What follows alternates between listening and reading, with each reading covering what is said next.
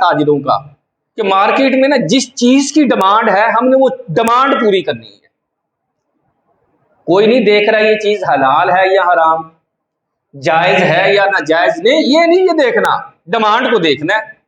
Customer demand کر رہا ہے، کسٹمر زنا کی ڈیمانڈ کرے گا تو زنا، شراب کی ڈیمانڈ کر رہا ہے تو شراب، سود کی ڈیمانڈ کر رہا ہے تو سود. چونکہ علم کی کمی ہے ہم نے سود کو بھی مختص کیا ہوا ہے.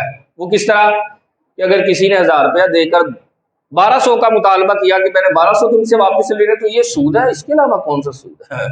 سنیں سرکار کی حدیث، نبی کریم صلی اللہ تعالی علیہ وسلم نے فرمایا کل قرض، ہر وہ قرض جر منفعتا، جو نفع لے کر آئے، فاہو ربا، وہ سود ہے.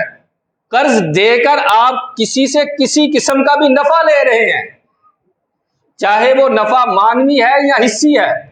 جیسے آپ کو چند ایک مثالیں دے دیتا ہوں تاکہ بات اچھی طرح سمجھ آ جائے کہ سود اللہ رسول کے ساتھ جان گئے. یار آج کل موبائلوں کے اندر اکاؤنٹ کھلتے ہیں، آپ اکاؤنٹ کھلوائیں، اس کے اندر پیسے رکھوائیں، آپ کو فری منٹ دیے جائیں گے، آپ کو فری جو ہے ایم بی دی جائے گی، یعنی انٹرنیٹ دیا جائے گا. یہ سود ہے.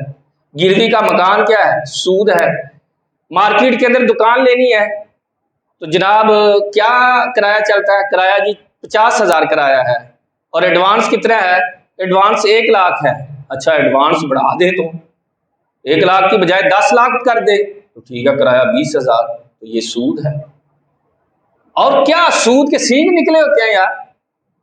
پریمیئر بانڈ جو آج کل بینک نے جاری کیا 40,000 والا، یہ بھی سود ہے. بولی والی کمیٹی، یہ بھی سود ہے.